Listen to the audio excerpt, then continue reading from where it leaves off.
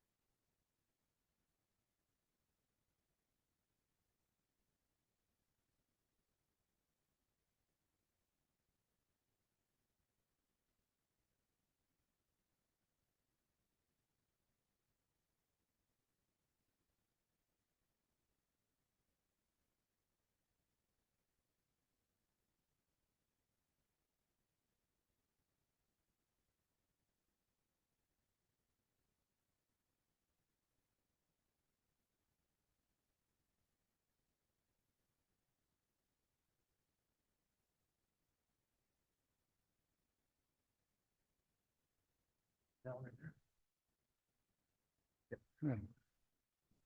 Okay, if you would, bow with me in prayer, please. Our most gracious Heavenly Father, we come to you this day and we thank you and we praise you, Lord, for who you are. Lord, we thank you for everyone coming out and making their presentation. And Lord, we just ask for you to give us wisdom and guidance and direction as we go through this topic. And Lord, may we make the decision that is pleasing and that is for the good of the citizens of this state. And all these things I pray in your precious name. Amen.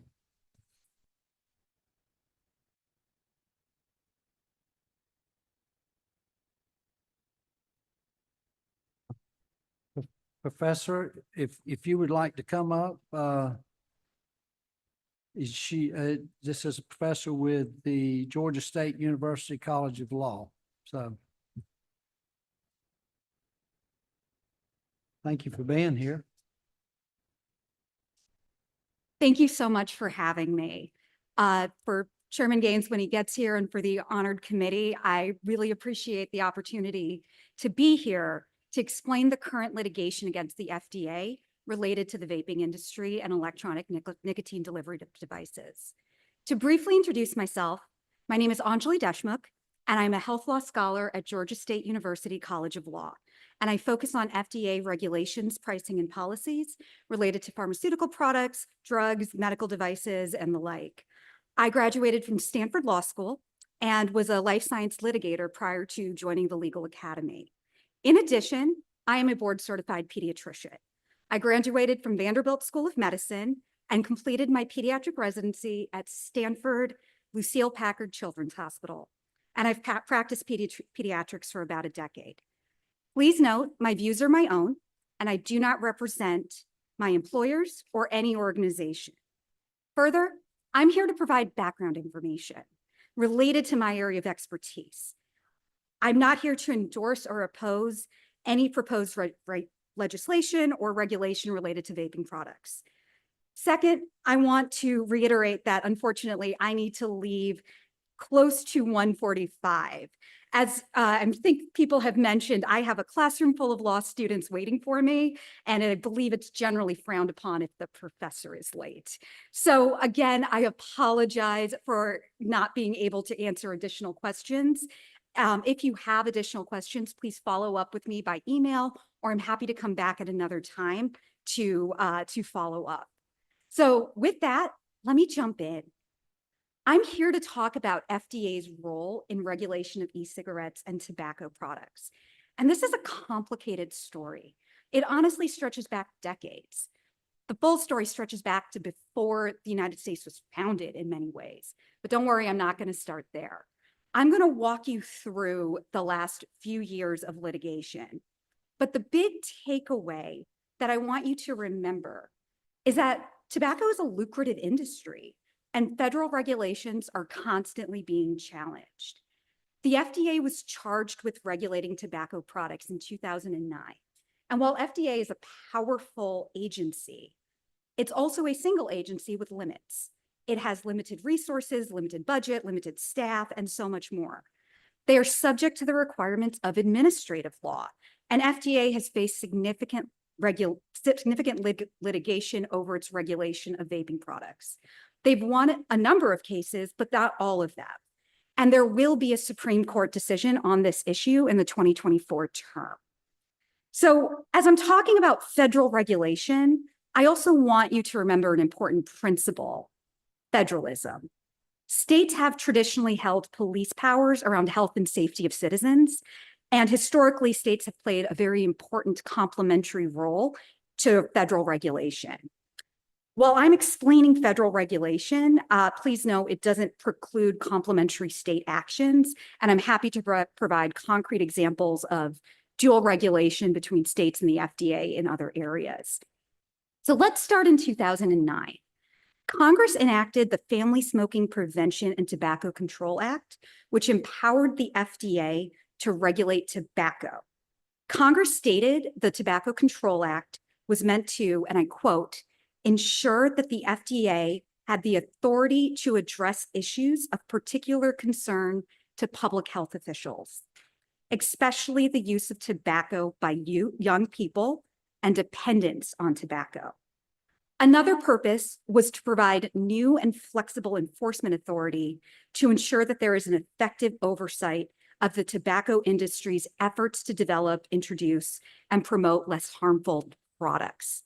So this law is ultimately about protecting public health and protecting children from accessing and becoming addicted to tobacco products. Congress determined that the dangers of tobacco are well known. They concluded it is the foremost preventable cause of premature death in the US, and past efforts to curb tobacco use by adolescents have failed. So they gave the FDA broad authority to regulate tobacco products, requiring that new tobacco products receive authorization from the FDA prior to marketing. Anything that was not sold prior to 2007 was a new product and had to get authorization from the FDA. Now, a manufacturer can obtain pre-market authorization through primarily two channels. The first is by submitting a pre-market tobacco application, a PMTA, and that's demonstrating that the product would be appropriate for the protection of public health. The second mechanism is by submitting a report that shows the product is substantially equivalent to a tobacco product that was commercially marketed before 2007.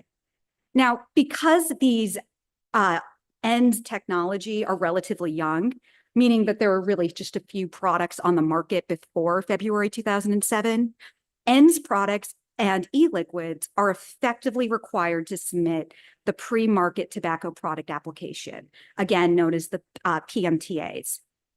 Now, some courts have found the PMTA process to be onerous because it requires manufacturers to gather a significant amount of information. I kind of giggle at that because I'm used to looking at the processes for drugs and medical devices. It's relative. For an industry that hasn't been regulated before, it is a lot, but if we look at other FDA regulations, it's not quite as rigorous. So what's actually required is a manufacturer has to submit to the FDA information on the product's health risks, its ingredients, and the manufacturing process. The manufacturer also has to provide samples of the product and its proposed labeling. Now, e-cigarettes and their component parts, which includes e-liquids, came under the FDA jurisdiction in 2016.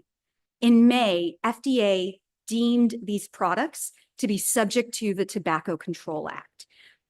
So let me be exceptionally clear about what that means.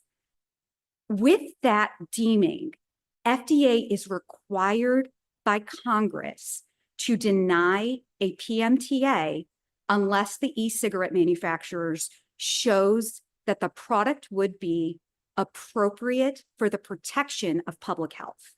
Now, you're going to see that abbreviated APPH, and that's what it means, appropriate for the protection of public health. FDA determines if an application is appropriate for the protection of public health based on an evaluation of the risks and benefits for the population as a whole, as demonstrated by well-controlled investigations or other scientifically valid evidence, and that is coming from Congress. And that includes a consideration of, also from Congress, the increase or decreased likelihood that existing users of tobacco products will stop using the products, as well as the increased or decreased likelihood that those who do not use tobacco will start using the products. So let me say that in somewhat simpler terms. By statute, FDA is obligated to deny a PMTA unless the e-cigarette in question would benefit an adult user over the harms of non-users like children. A non-compliant manufacturer's product can be designated as adulterated or misbranded, and that could result in civil penalties as well as seizure of the products. So there are some serious consequences if FDA brings an enforcement action.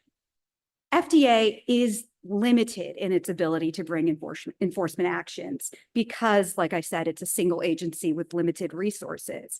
FDA has publicly declared that it's prioritizing enforcement against products that have not submitted a PMTA application and for flavored products. But as you can imagine, in 2016, this created a timeline issue. E-cigarettes had been on the market for years, and it was an emerging tobacco product. It was rapidly growing and widely popular in many parts of the United States. So FDA decided that it was going to delay enforcement of this 2016 rule with a series of staggered deadlines that would allow the companies to keep their products on the market while they were submitting these applications. FDA was sued over this timeline, and eventually a court determined that the applications must be in by September 9th, 2020. And an avalanche of applications came in. In an FDA press release, they said they got 26 million applications. That included 6.7 that came before the deadline and another 18 million that were filed afterward. And FDA addressed 99% by March 15, 2023. The vast majority was denied. By the middle of 2023, about 23 products were approved. Now there's 34. But I want to just take a minute and have sympathy for the poor workers at the FDA at this point, because this is really a Herculean task. They're coming up with an enforcement scheme on top of a rapidly moving industry with new data emerging all the time. One of the big problems that came out is a new condition known as EVALI. In 2019, a hospital in Oregon found an association between vaping and a severe, devastating lung disease. And over the next year, between 2019 and 2020, over 2,500 cases were identified across the United States, resulting in 62 deaths. 15% of those cases were children. So FDA is dealing with regulating these products connected to this emerging new condition, as well as addressing new data on teen preferences and smoking prevention efforts, if they're actually as successful as originally thought. So it's a moving field. And in light of the shifting public health crisis and the newly emerging data, FDA issued a series of documents to help manufacturers file these PMTAs to address the questions and really summarize the FDA's current thinking. Now, this is very standard practice at the FDA. It does it in the drug space. It does it in the in the device space. Almost all administrative agencies do some form of this. For ENDS, FDA issued a 2019 guidance. They issued a proposed rule. They issued a 2020 guidance and a few more. And typically, courts treat these guidances as having very little weight. It's what the agency is thinking at the time. It's not dispositive. So in that background, let's talk about flavored product. FDA established that the sale of flavored vaping products, as opposed to tobacco flavored, amplifies the risk that kids will start using them. This is a gateway drug. At the same time, they haven't found reliable evidence that flavored vaping products offer a real advantage over tobacco flavored vaping products. And the advantage would be to either help addicted smokers quit smoking or reduce their habits. And honestly, despite years of trying, FDA has also decided they haven't found a meaningful way to identify marketing or access restrictions that work to prevent children from obtaining flavored vaping products in the first place. FDA concluded that a lot of the historically relied upon access restrictions at point of sale just don't work, because most kids get their vaping products through friends or social networks. So I think about this as a stress relief ball. When companies apply pressure on one aspect of the current system, teenagers flock to other avenues to get their vaping products. The problem is these products appeal to children. So on August 26, 2021, the FDA announced that it was going to deny the PMTAs for 55,000 flavored e-cigarettes. FDA decided almost all flavored e-cigarettes cannot be appropriate for the protection of public health, and therefore they must be denied. I say almost all because they did allow menthol products, which is a flavor, but is a little more of a traditional flavor. So in their press release, the FDA explained that it likely needed evidence from long-term studies to grant these PMTAs for flavored e-cigarettes. There was an internal memo in July at the FDA where FDA's approach to reviewing these products was a fatal flaw approach. If it was a flavored product and they didn't show that long-term data that it was beneficial for addicted users over current flavored tobacco, it would be denied. So as you can imagine, the applicants were not happy about this. When they were denied widely, lawsuits followed, especially from large companies who had resources to file suits. So broadly speaking, there's a lot of ways to attack an agency. I make my administrative law students build a sort of toolkit of all the ways you can attack an agency and all the ways an agency can defend itself.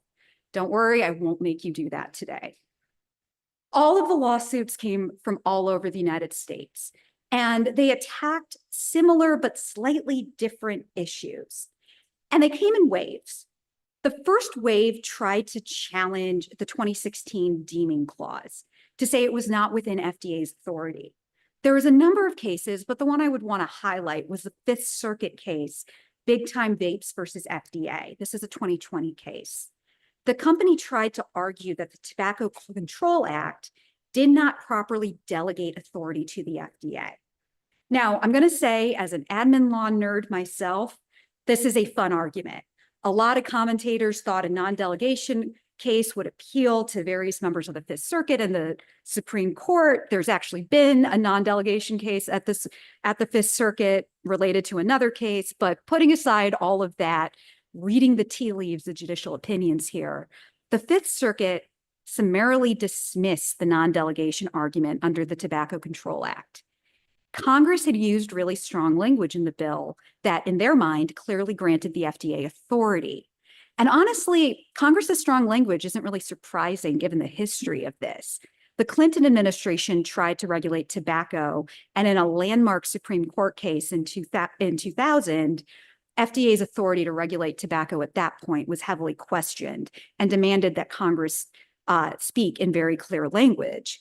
So some may be concerned about the future challenges to FDA's authority under something like the major question doctrine, or saying FDA doesn't have the authority to regulate here. It's a possibility, but in light of the other facts and the way this law is written, I'm not sure that is the strongest concern. The wave of litigation that we are currently in questions FDA's process for evaluating these flavored products.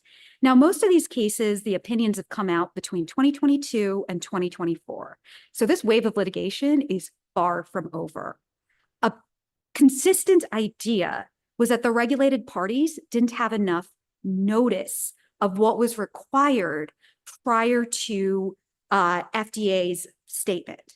Another argument is that FDA changed its position on what was required. There was also accusations that FDA didn't consider the marketing plans in enough detail, and that was a countermeasure for the appeal to children. But all of this is really arguing about how do you read those FDA guidances that came out regarding these applications, and how much is a company able to rely on them. And it goes through a lot of the public as well as the internal statements about the agency's position. Now, these cases have come across all over the country. Most of these court cases have sided with the FDA. There are a couple big exceptions out of the Fifth Circuit and a case out of the 11th Circuit. And when I say most cases sided with the FDA, I mean that. We have 12 regional circuit courts that could potentially have ruled on this case. 10 have considered challenges so far. And the Second Circuit, the Third Circuit, the Fourth Circuit, the Sixth Circuit, the Seventh Circuit, the Ninth Circuit, the 10th Circuit, and the DC Circuit have all sided with the FDA. Those courts say that the Tobacco Control Act expressly authorizes the FDA to consider comparative evidence, and that FDA acted well within Congress's statutory directive when it compared the claimed cessation benefits of flavored and non-flavored products. In these courts' views, the statutory appropriate for the protection of public health consideration is, quote, inherently comparative. And they directed the FDA to weigh the risk of hooking new users on tobacco products against a product's potential to help existing users switch from unhealthier forms of tobacco. So let me walk you through the two circuits that disagreed and why I think this is worth watching and knowing about. The 11th Circuit concluded that the FDA arbitrarily and capriciously denied the PMTAs because the agency refused to consider the marketing plan. They concluded it wasn't harmless error, but remanded it back to the FDA to reconsider, acknowledging the FDA did not have to come up to a different argument. So that didn't change national policy. The case to watch is wages and white line investments versus FDA. So this was a Fifth Circuit en banc decision that decided the FDA's actions was arbitrary and capricious and should be overturned. When I say en banc, I meant all of the judges on the appeals court weighed in. So we got a majority of about 10 judges and a dissent of about 6. And this is about if it's appropriate to sell product for the public health, to sell products with flavor. And some of the flavor names were Jimmy the Juice Man Peach Strawberry, Iced Pineapple Express, and one of my personal favorites, Killer Custard Blueberry, custard with a K. Now, the Fifth Circuit agreed with the 11th Circuit, but went much farther and said that FDA is imposing new requirements without adequate notice and with changing its position. In that court's view, the court's pre-submission deadline guidance documents expressly stated that long-term studies were not expected and invited petitioners to rely on existing data of unflavored products to inform their conclusions about flavored products. And the courts characterized FDA's position as a turnaround that didn't consider the industry's reliance interests. And that's an opposite to the other circuit's findings. Now, I'm going to say this is a more complicated question. This is a circuit split that we have. And to the extent the Fifth Circuit implicitly answered what should be an appropriate public health standard, the circuits answered it differently. There's also an important administrative law principles question. This is about reliance, fair notice, and change in position. Those same doctrines were analyzed by the other circuits to come out in a different way in a very similar case. It's also about how do you interpret these guidance documents. There's a third unrelated Fifth Circuit case that relates to venue in terms of where can you bring these suits. And again, the Fifth Circuit had a different read than the other circuits. So putting this all together, this circuit split undermines FDA's effort to have a uniform national policy. And as of June of this year, the Supreme Court agreed to hear this case to resolve the split. Now, I say to my class in the ever-shifting world of administrative law, stay tuned. And I'm going to say the same thing to you. The court may expand, curtail, or shift FDA's ability to regulate in this space. And that means that it's possible regulations to try to protect children from becoming addicted to killer custard blueberry flavored nicotine may come unraveled. Broadly speaking, a lot of the cases before the Supreme Court seem to be suspicious of agency expertise. I don't make predictions on Supreme Court outcomes. I've made 2 in my life and I have a 100% track record and I'm keeping it that way. I'm not going to make a prediction here, but I will say this case is occurring at a time of shifting views of agency expertise. And the most recent term of Supreme Court cases has made it easier for litigants to challenge agencies' policies in a number of meaningful ways. Now, to be clear, the challenge to FDA here is not related to the Chevron doctrine or Loper or anything you might have read about.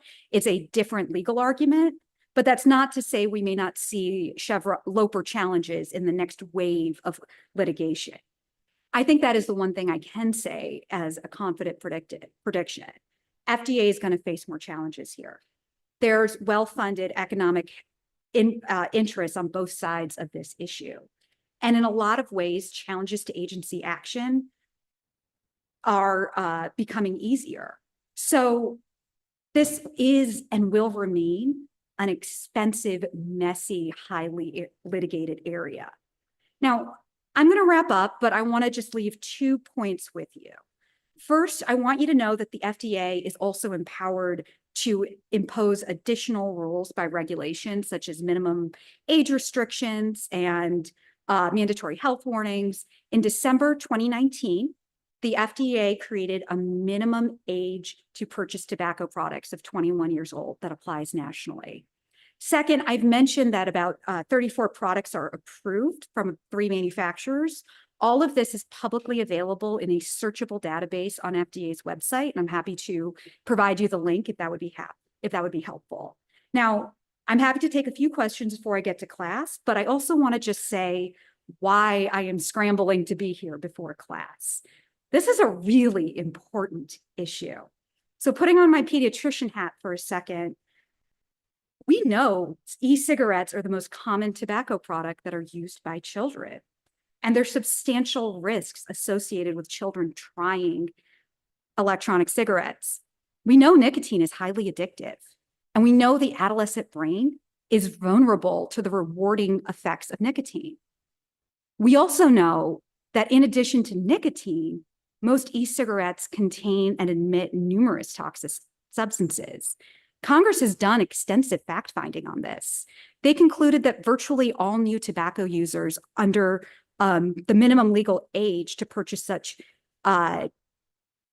products still do. They concluded that the advertising and marketing contribute significantly to the use of these products by teenagers. I have personally had to explain to a 12-year-old that e-cigarettes contain nicotine. She misunderstood and thought e-cigarettes were safer compared to traditional products. And I'll be honest, that haunts me. I'm scrambling to be here because I care about keeping children safe.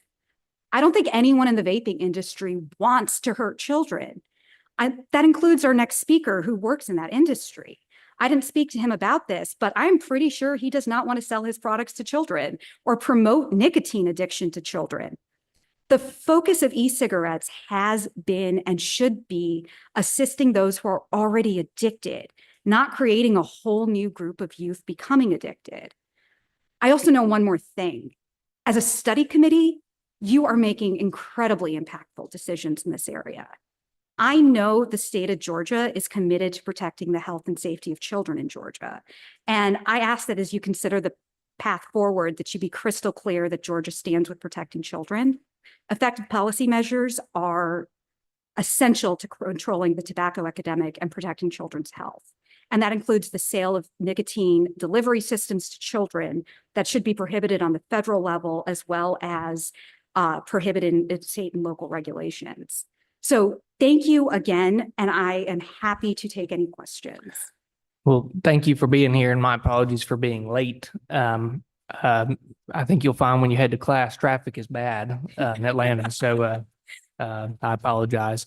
I had a couple questions, and if you already talked about them, feel free to, I can catch myself up later. But and there's a couple more questions. I know you have a hard stop at 1:45, is that right? We got 5 minutes, so we'll do quick. But one of the things that I can't seem to get a clear answer on from anybody is, there's these 34 products that have been noted, as you said, that the FDA has cleared. But then you have all these unknown products, including, Elf Bar, which is just an example. It's like the most popular vape product in America. But from what I understand, it's not a legal product. And I can never get a clear answer. Is it legal? Like, are these products that are not on the 34 legal to be sold in the United States or not? To me, that should be a clear answer, but obviously it's very muddy. So I think about this in terms of buckets. There are 4 buckets. On one bucket, you have the approved products. The second bucket are the products that are pending review. The third buckets, and maybe this is the third and a fourth, but the products that have been reviewed and denied. There's a sub bucket in there because some of them have engaged in lawsuits and requested a stay of the denial. The fourth bucket is the one that you're referring to, the illegal that the illegal products that have not had any application filed to the FDA. And this is where I was talking about FDA limitations. FDA is a single agency. They received 26 million applications. That's not even reflective of all the products out there. FDA is focusing its enforcement actions, as it's publicly declared, on these products that have not filed an application. The other three buckets are in a little bit of a murkier state. In terms of legal or not, I can tell you right now, the FDA's enforcement authority is, according to the FDA, focused on the flavored products and the ones with no application. The ones that are stayed by a court are, of course, in a different bucket of legality than the ones that are pending review. I hope that clarifies a little bit, or at least gives you a framework of how to put all of these products in some sort of mechanism to follow. No, it does. One of the things that we keep hearing is that the FDA is frankly not doing its job enforcing the law. And so one of the things that we looked at last session, and then I think we're going to take a look at next session, is legislation to find a way at the state level to enforce what the FDA won't do. And so the way we looked at it was through a directory language that would basically create a state level directory that way retailers would know what they're selling is legal or not legal. And then the Department of Revenue, which is going and seeing these folks regularly anyway, would enforce that. Do you think there's merit to that idea? I mean, So I am not going to comment on any legislation, especially if I haven't had a chance to review it in advance. But I will say this idea of FDA is not doing its job. I think it's fair to say FDA is a single agency with limited resources. For the number of products on the market, I'm not sure any one agency with a limited budget could do it. If you can imagine the enforcement effort and the enforcement effort that it would take a significant amount of resources. And this is, again, where I say the concept of federalism comes in. In so many points if we think about the DEA, for example, you have a federal DEA, but a lot of states have their own DEA restrictions. Federalism is this idea that states and the federal government work in partnership to regulate complex issues.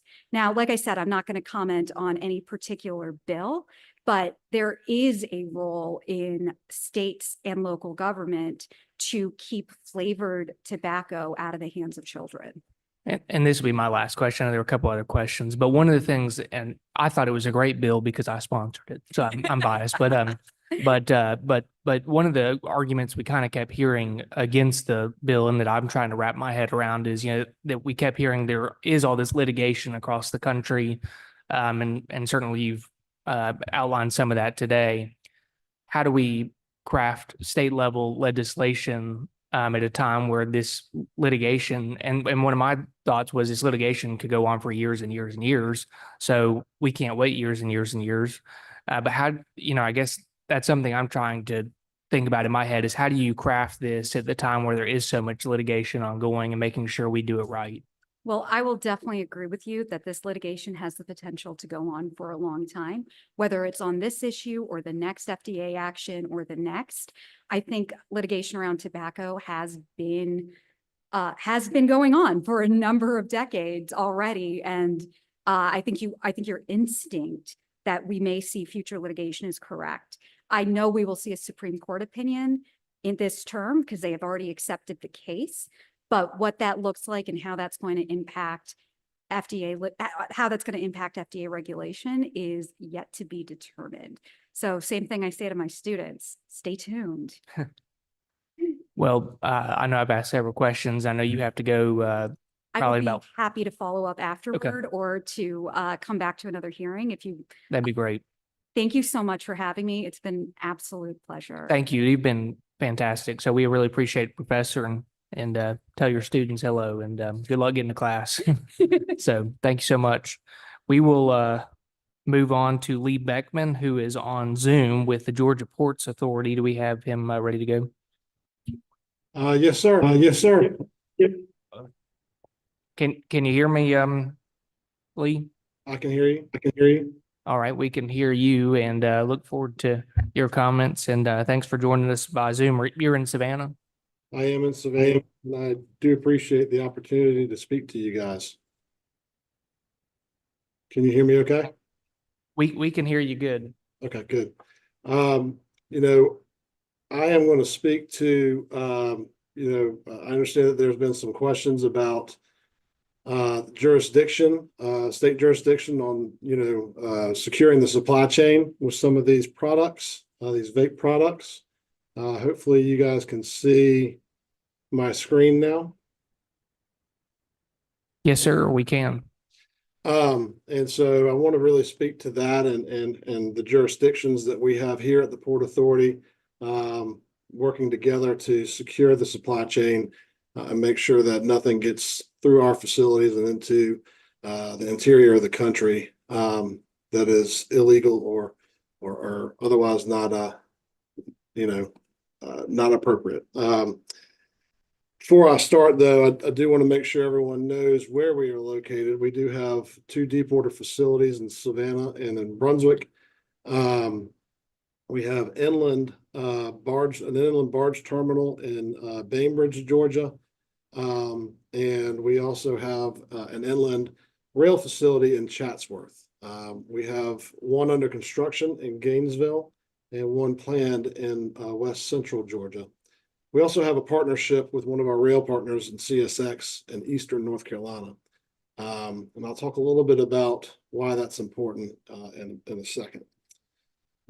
Most of the cargo that you're discussing or concerned about with this study committee is coming through the Port of Savannah, which is the third largest gateway for containerized trade in America, behind only LA Long Beach and New York, New Jersey. Certainly we are the hub for the Southeast.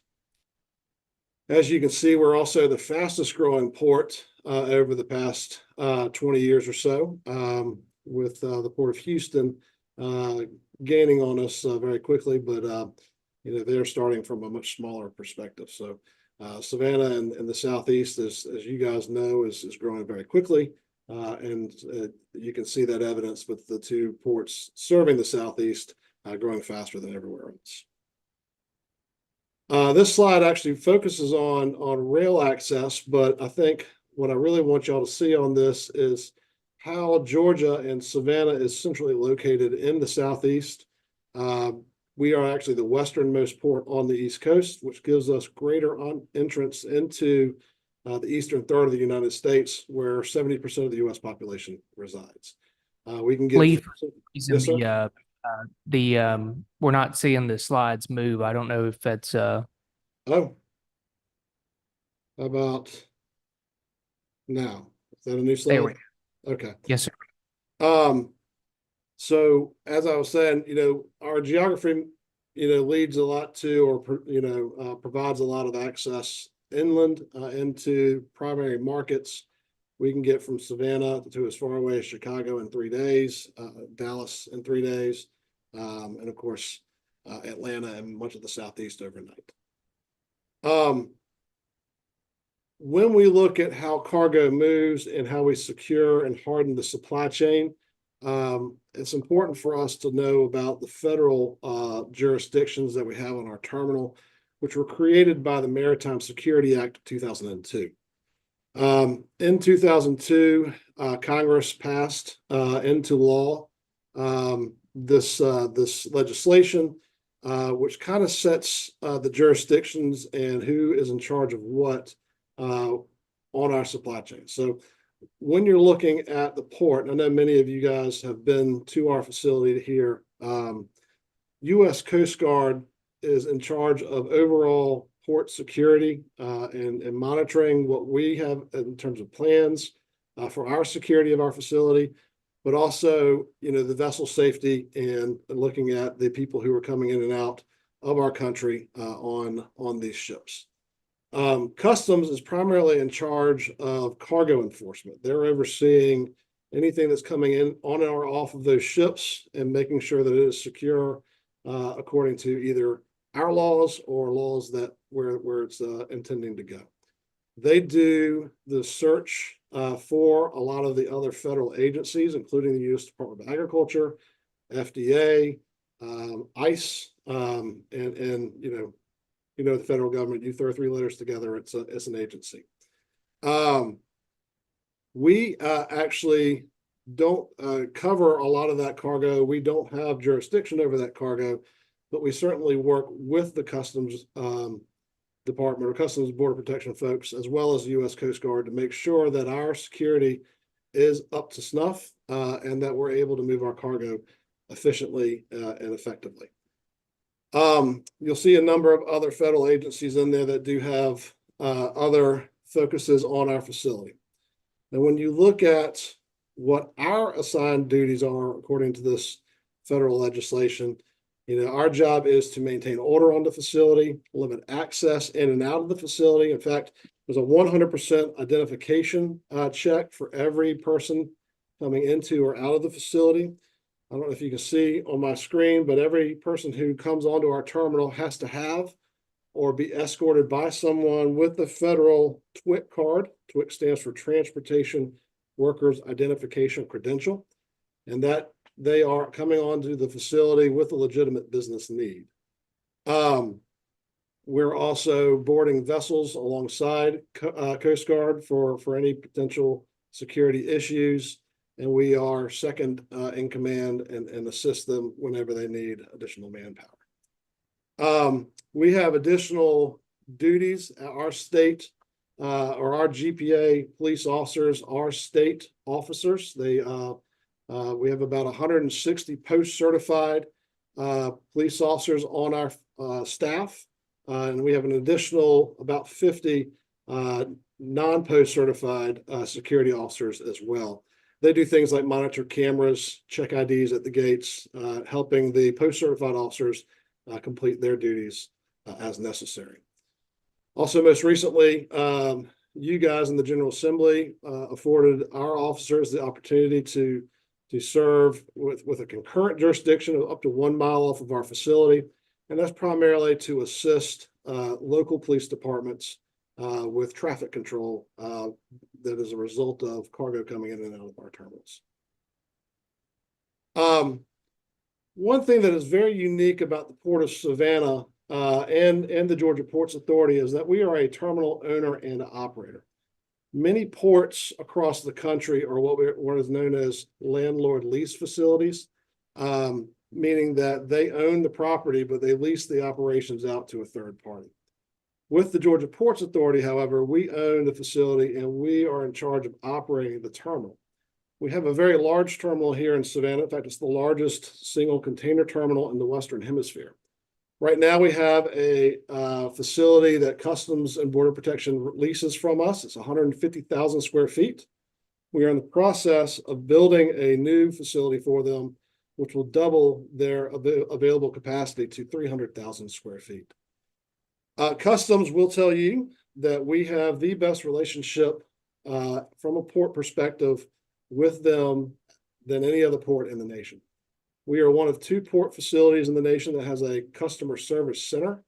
And our job in terms of customer service center, of course, is to provide service to our customers, but also to negotiate and work out any issues that Customs may have with customers' cargo and find ways to mitigate and reduce those impacts, if at all possible. Customs actually works closely with all these other federal agencies and other state agencies when necessary. I like to tell folks that they search 100% of all suspicious cargo. The question is, what makes cargo suspicious? They are profiling these containers as they come and go based upon where they're coming from, who's shipping them, and what's on the inside. They also search a certain percentage of every box as well, just randomly, to make sure everyone is being honest as well. To give you an idea of what that means, if cargo is coming from Yemen, it's more likely to get searched than if it's coming from Great Britain. If I ship cargo, they don't know me, but they obviously have a relationship with the Home Depot. They may give the Home Depot a little bit more leeway than they might give me because they don't know who I am. Also, if Target is moving 10,000 boxes from point A to point B, they get to where they can trust that connection. They move 1 box from point C to point D. that's a connection they don't know, they're more likely to search that box.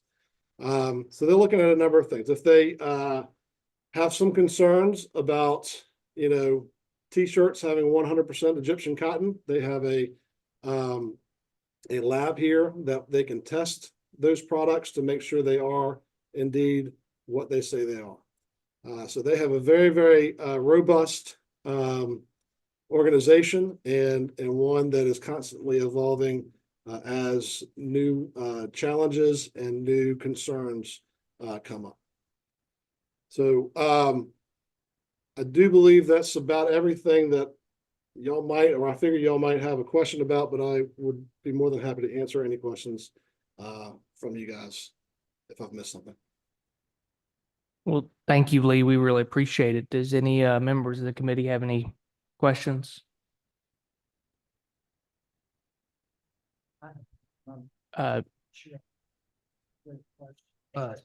You want to talk into the mic so you can hear you? Yes, I have one, Lee. I was down visiting your facility a couple of weeks ago, and y'all have a fantastic operation going down there, and we appreciate what y'all are doing. But my question is, some of these products that haven't been approved for sale, so they're obviously illegal to sell if they haven't been approved. But do y'all know that y'all are looking at an illegal product? If you see that come in and you open up a container or whatever and you see it, are you testing that product to see, or do you know whether it is or is not a illegal product? Yes, sir. Maybe that's a trick. Well, whatever. And I don't mean to be. I just, I'm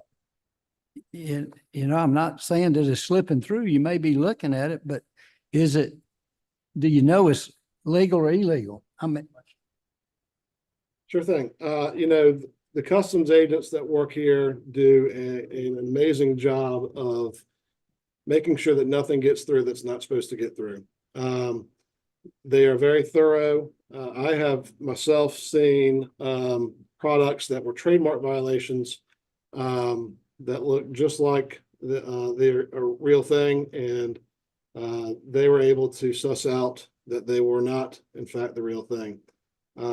They're very thorough. Their lab here does a spectacular job of checking the validity of cargoes that come up in question.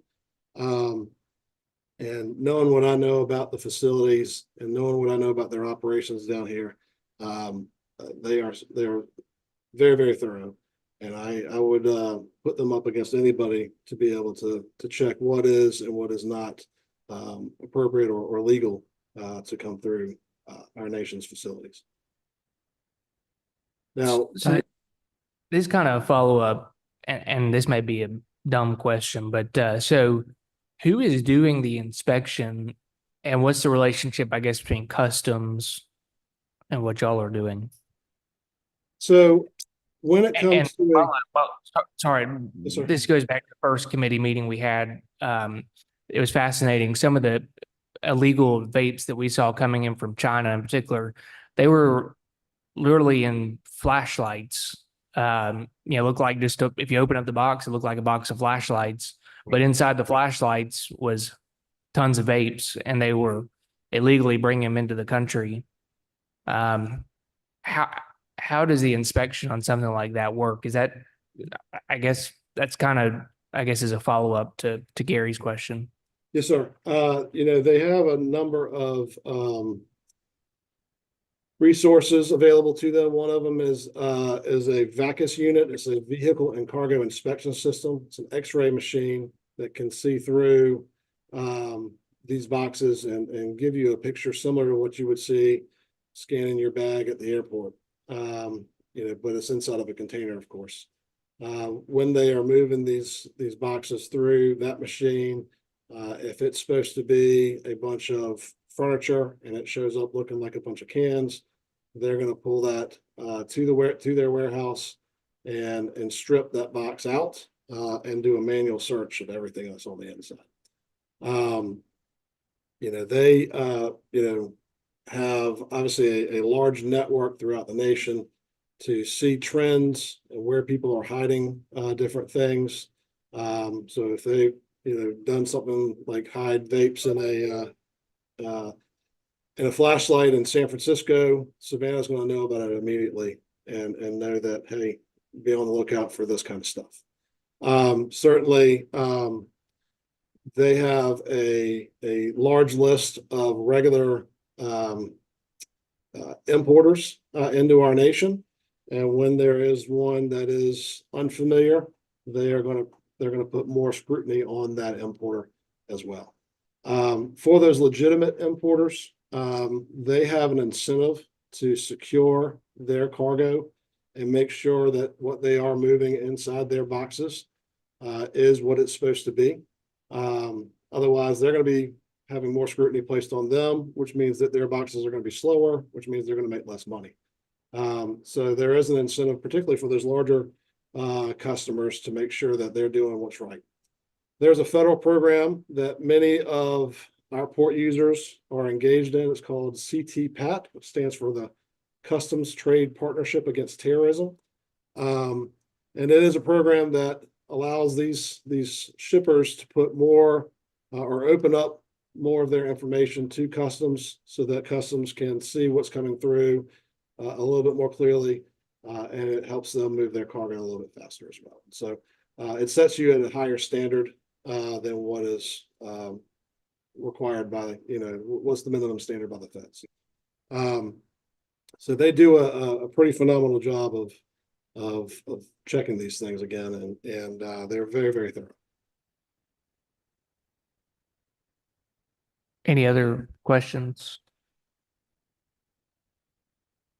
Lee, thank you. We appreciate you joining us. Well, I appreciate it. I'm sorry I couldn't join you in person. I do hope that each of you can come back down to Savannah sometime, and be more than happy to show you our operations and explain this, in person. Awesome. Well, thank you all for what you do every single day, and appreciate you joining us this afternoon. Yes, sir. Thank you so much. Take care. Bye-bye. All right, we will now move on to Susan Stutzman with the Georgia Vape Alliance.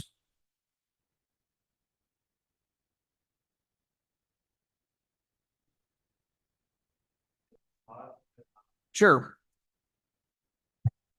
And we've got y'all down for about 10 minutes. Is that okay?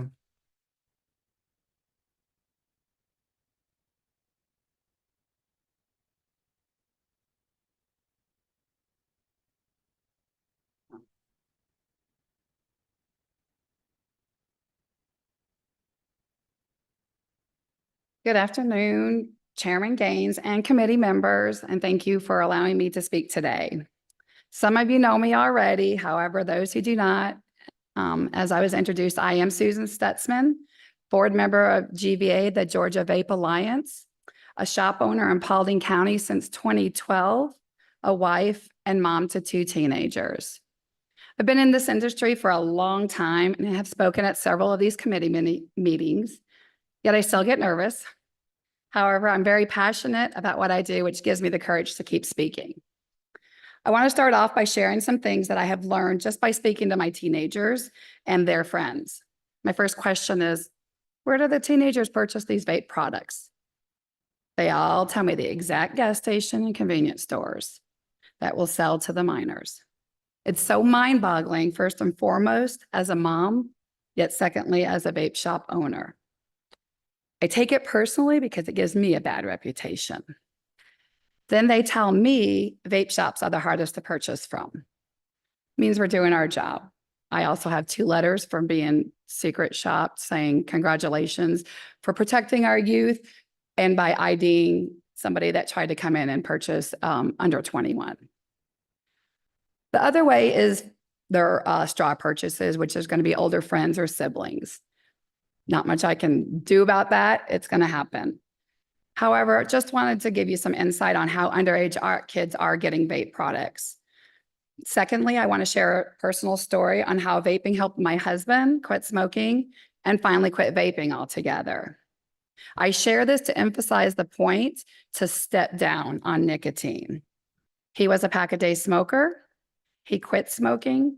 He was using a peanut butter banana flavored named Elvis. And he corrected me this morning and said that there was also bacon in there because apparently that was Elvis's favorite sandwich. And it was in 18 milligrams of nicotine. He worked his way down to 0 milligrams of nicotine. Once he realized he no longer craved nicotine, he quit altogether. This would not have been possible if he didn't have access to all the different nicotine levels vape shops like us carry. It's been almost 8 years now, nicotine-free, not including quitting smoking. I still celebrate this huge accomplishment so that he can live a longer, healthier life with me and our kids. I have can I pass these down too, if that's okay?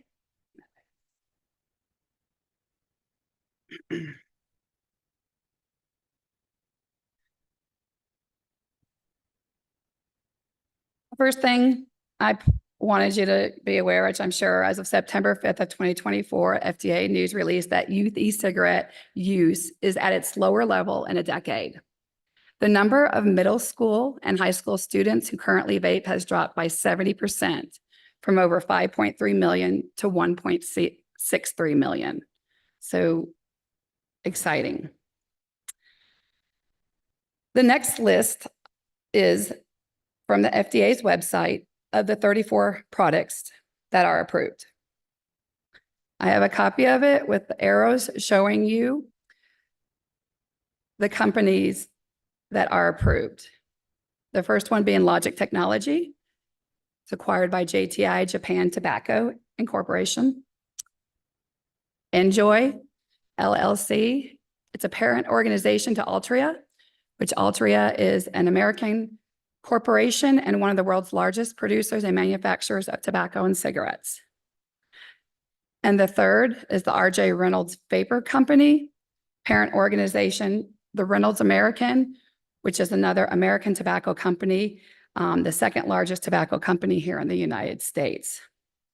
Those are the 34 products that are approved right now. The next page shows you that there's no complete step down to 0 as an option.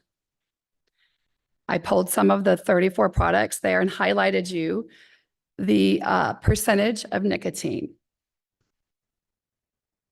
If you can tell that they say that they're listed in percentages as the way e-liquids are listed in milligrams. I kind of think of it as a little marketing ploy because, seeing something that says, 2.4%, whereas I say I have a 3 milligram that I vape, they sound about the same. When in fact, it's actually 3 milligrams and 24 milligrams. So a big difference there. One of the ones I wanted to point out that is approved through the FDA is the Enjoy, the daily extra menthol at 6%. That's sitting at 60 milligrams of nicotine. It's the highest level of nicotine I have ever seen of any kind of disposable, which typically is around 50 milligrams.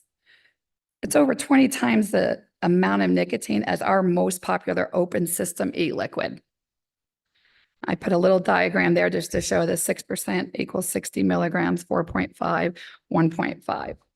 I'm just going to hold you for 1 second. We had a special guest walk in, and I want to recognize the Senate Majority Leader, Steve Gooch. Honored to have you. We're talking about vaping. So, but thank you for being here, special guest, honored guest, and from the lower chamber, the Senate. Back to you. And welcome. So I actually wanted to go out and see what the 6% device looked like, and purchased it. It's basically the same thing as any other disposable that we see. Same mechanism, has the same heating element, same wicking, e-liquid is in there, nicotine, all the same ingredients, yet 6%. So, and this is, this is an FDA approved item.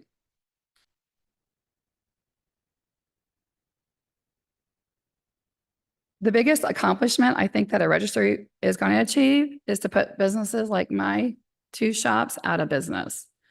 It's designed and supported by Big Tobacco to ensure the monopoly on vaping products. There's only 34 approved, approximately 17,000 that we're saying are in limbo in litigation. I am not a lawyer by any means, so I apologize for my, this is the way I interpret it. So vape shops and smoke shops could not survive with just the 34 products that would be sold through gas stations, which they have a whole bunch of other stuff that keeps them in business, and C-stores. They know that we're tied up in court and they want to rush this registry bill, pushing shops out of business, and that it potentially would be overturned. And then at that point, they're left with 100% of the market share of this. I've been doing this since 2012. It's, very passionate about it. Another thing that it would accomplish is that consumers would just go spend money in the neighboring states or online, or worse, black market, which we all know about black market, the potential health risk because of Ollie. What it will not accomplish is stopping the sales to minors, any impact on youth vaping, whether it's an increase or decrease, the additional state revenue from manufacturers to be listed in this registry, because manufacturers would just say, we're not going to register in the state of Georgia, and revenue from our vape tax and licensing fees. I do want to point out, GVA supports any sensible regulations against underage sales. We have self-regulated before there were laws. And I think I've spoken about it before. Since I was 2012, there was no laws on the book. I followed what cigarette followed. At that time, you were 18 to purchase. When it switched to 21, we switched to 21. We self-regulated before laws were made. However, some examples that we are, definitely think would be a great idea, mandatory ID checkers, 21 only establishment or an area. For example, like if you go in a gas station, you have to go into for alcohol, it's a 21 only, you can't go in there. Stiffer penalties for violations, increased fines for repeat offenders. After, you can lose your license and then no longer sell it. I'm all for removing cartoon and childish pictures. And finally, last, and something that I have done in my area is promote information sessionals with the school personnel. I reached out to my representative, Joseph Gillette, and he actually hooked me up with Associate Superintendent of Paulding County. And with that, I was able to have a meeting, like a grassroots type style. And I was offering my knowledge to educate teachers how to recognize the products and answer any questions they may have. And they were able to always use me as a resource. So that's kind of like the bottom line that I wanted to point out, is that I don't want underage sales as well. However, I do not want to have to close my door because we're rushing to something, as your first lady speaker was saying, that stay tuned because we don't know what's going to happen. So that's my speech. Thank you for being here. And I think some members may have questions. I wanted to ask a couple, and then we'll go around. But how do you decide what to sell in your shop? I mean, how do you determine in your own head that it's a legal product, I guess?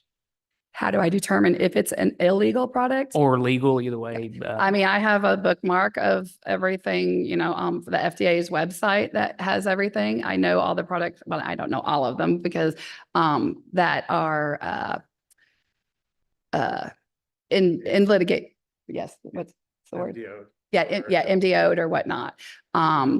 There was a little of uncertainty early on when the disposable vapes. Now, I have to remind you, I had a hard time bringing disposable vapes in. They were starting out at 50 milligrams. It was beyond me. I didn't want to. I was like, I think it's starting something else. So just me personally. And again, everybody might not agree with me. There was a very small niche that it was helpful, because I'm all about is tobacco harm reduction, is to try to get people, which we know is one of the 4th, 5th health risks that you can take care of yourself. So in saying that, but then it became this whole, when the PMTA process came out, it was a little bit confusing. I'm not going to lie. Reaching out, you mentioned the ELF bars. The minute I heard that they are no longer, it was like, boom, everything's out. I welcome anybody to come in my shop. And if I have something that they are like, that's not, I'll be the first to comply. So But I guess my question, this is like the point of the directory, right? Is you don't know what's legal and illegal because there's no list. There's no way for you to verify that something is legal to be sold. And so can retailers want some clarity on what they can actually sell? Because you say you check the FDA website. Well, the FDA website has 34, as you mentioned. Obviously, they've been approved. And then there's those that have been denied. But as we know, there's just some amount that can be sold that are pending. So I guess what I can't understand is why retailers wouldn't want some clarity, because right now there's no way for you to know what you're selling is legal. right. So I will say, sorry, I will say we do our best. And to your point, there probably is a degree of stuff that's possible to miss, but we do our best to keep apprised of whenever the FDA publishes, and they do very regularly, a list of products that are being MDO'd. For example, like you talk about Elf bars and stuff like that, they will very regularly on their website, on the tobacco section, post updates about new products that they've verified are non-compliant or illicit. So they do a pretty decent job. Obviously, like you say, there's probably some stuff that is in this gray area where it's been released and the FDA hasn't announced it yet. But So if a product, if someone applies for a PMTA today, they have a new product, would you sell it tomorrow? No, Why not? because it did not go through the Yeah, 'cause PMTA it- process. well, it's not on hold. Yeah. Yeah. So it's not technically on hold, or at least not in the same way that a product that applied before the deadline is. And there are, And which deadline are you? referring to? so it would be depending on if it's synthetic or traditional nicotine, either 2016 or 2018. And the Right, FDA which the does, directory though would, that- that's why I guess I can't understand why there's opposition from your organization on the directory, because you're saying you're following those same deadlines.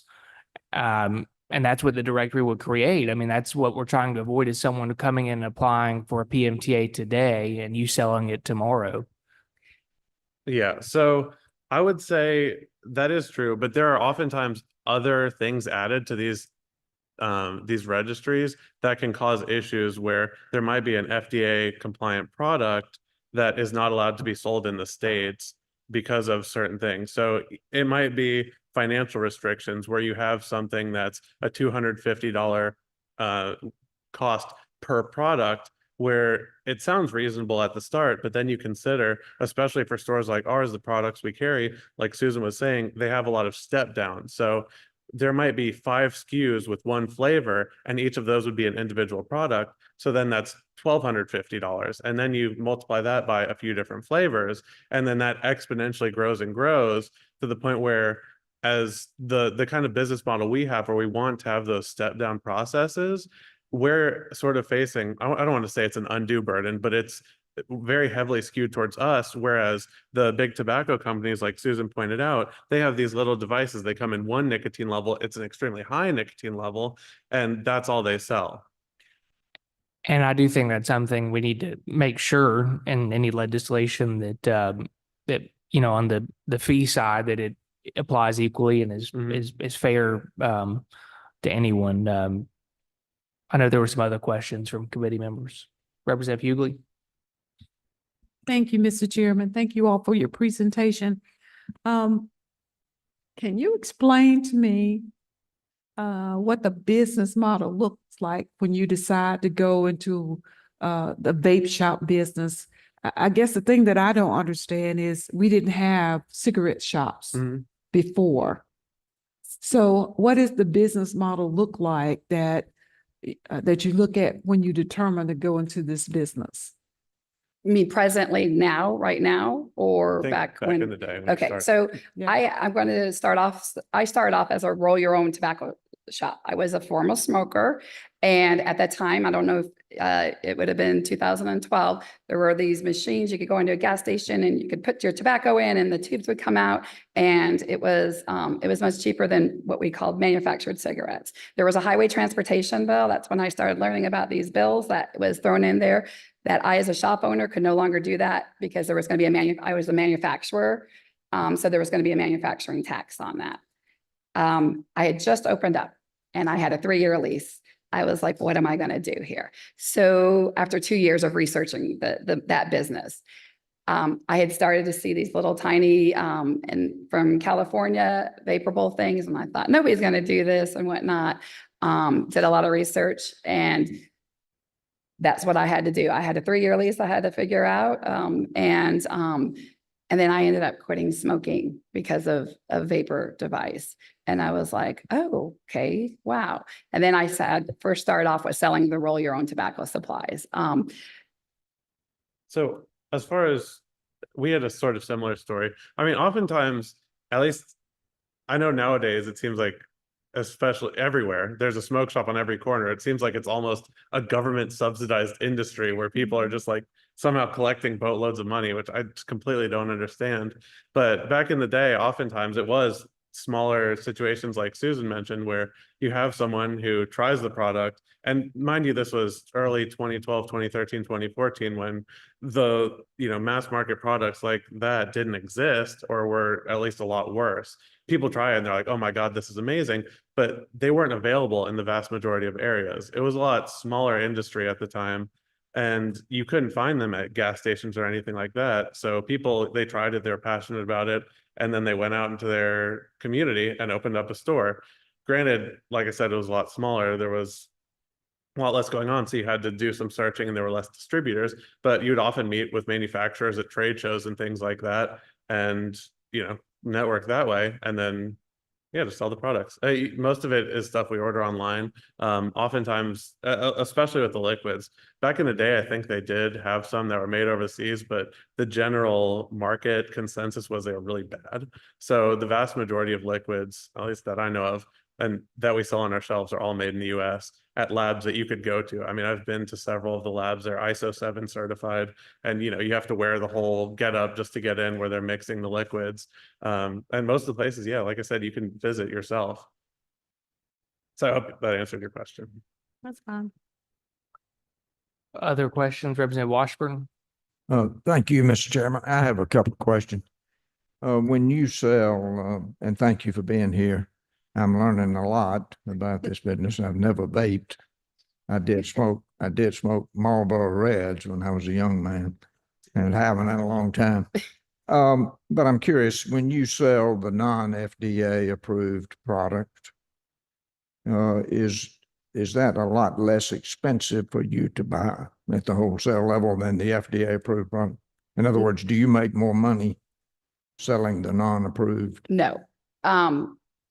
Actually, these are typically what I call gas station, the Enjoy views and whatnot. And me personally, I don't buy into that product. All of the e-liquids, from the distros and the manufacturers, I purchase. I have my vape license. They also pay, from, was it 4 years ago when we started the vape tax, they pay my Georgia tax, which is always shown on my invoice. Is it cheaper? Actually, probably not. This was, I think, like $3 or something when I had my receipt. Yeah, it must be at my desk, but yeah. So whereas my liquids are, around $19.99. So when you say, is it cheaper and I'm making more money, I would not say no. So you don't buy that product less expensively than if you were buying the big tobacco product? Correct. That is extremely high nicotine. I sell open-end systems, which is a whole nother device. The profit margins, I would say, are very similar as far as those products that have passed through the FDA process versus the ones that we sell now that are the ones that are on hold. Another question, Mr. Chairman. I'm curious about the step down. A lot of the emails I get, people are giving me stories about how they were able to quit smoking. You just gave a compelling story about your husband and how he did it, but I'm confused about this. Am I hearing you correctly that your husband was able to quit smoking because of the flavored? Yes. Well, that is confusing to me, because when I smoked those Marlboro Reds, I enjoyed that tobacco taste. And so why can't you still step down levels of nicotine without having some flavoring that would be perhaps quite attractive to the kids. Correct. He wanted to do something that wasn't like a cigarette, and it provided him nicotine because he tried nicotine patches, lozenges, gum, all of that. He needed the hand and mouth, and he wanted the visual part of the addiction to it. Flavors So were he better. wanted the Elvis flavor rather than the traditional Yeah. tobacco flavor. And that's one question I'll ask my new customers coming in. Do you want something that is similar to a nicotine or a tobacco flavor? Because tobacco is a flavoring. When you look at it, it's still a flavoring. Or do you want something, you know, and because all the different types. I've never bought into the IP infringement type things. I mean, I've gone through a long time of doing this and doing what morally correct I think is, and that's not, you know, IP infringements or cartoon characters. I've always put my foot down. Bucky, who's been in a lot of these, and I know Dylan's the same way. You're not going to see a Captain Crunch e-liquid on my wall So- because Sorry, just to add to that, I spoke last time, I don't believe you were present, but I had mentioned something sort of similar to Susan. We have 10 stores and we have 10,000 regular customers probably a month.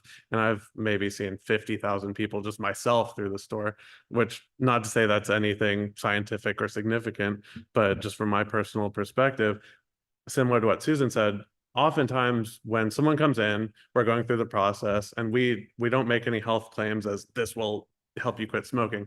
But our first question is, how many cigarettes a day did you smoke? So we can sort of gauge what nicotine level to match them with. Usually for an open system is about 6 milligrams is what works for them at like a medium, like power level.